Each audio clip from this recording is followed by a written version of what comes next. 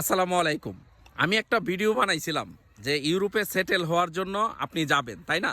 তো ইউরোপে সেটেল হওয়ার জন্য আসলে যাবেন, কিন্তু অনেকে আমাকে কমেন্ট করছে ইউরোপে সেটেল হওয়ার জন্য যাইতে চায় না, এরা ইনকাম করতে চায়, টাকা ইনকাম করতে। ইউরোপের ইনকামটা ভালো, মিডল ইস্টের চেয়ে ইউরোপের ইনকামটা অনেক বেশি। তো এই কথাটা সত্য, হ্যাঁ, আমিও আপনাকে ধরে নিলাম। বাট ইউরোপে আপনি যদি কাজে যান তাইলে আপনি এখন নন সেনজন দেশে গেলে আপনি সার্বিয়াতে যাইতে পারেন, নর্থ মেসিডোনিয়াতে যাইতে পারেন। আর সেনজন দেশে যদি যান তাইলে আপনি ইতালিতে কাজ করলে ভালো হয়, স্পেনে কাজ করলে ভালো হয়। তারপর হচ্ছে আপনি যদি আরও ইউরোপের দেশ যেমন আপনার ফ্রান্সে যদি কাজ করেন তাহলে ইনকাম ভালো। হ্যাঁ, আরও ভালো ভালো ইনকাম, মানে ইনকামের একটা দেশ আছে। তো আমি বলবো যে হ্যাঁ, আপনি যদি ইনকামের জন্য যাইতে চান তাইলে ইউরোপও আপনার জন্য বেটার। কারণ মিডল ইস্টের দেশেও কিন্তু ইউরোপের ইনকাম আছে, কিন্তু সবার নাই, সবার এই কপাল হয় না মিডল ইস্টে।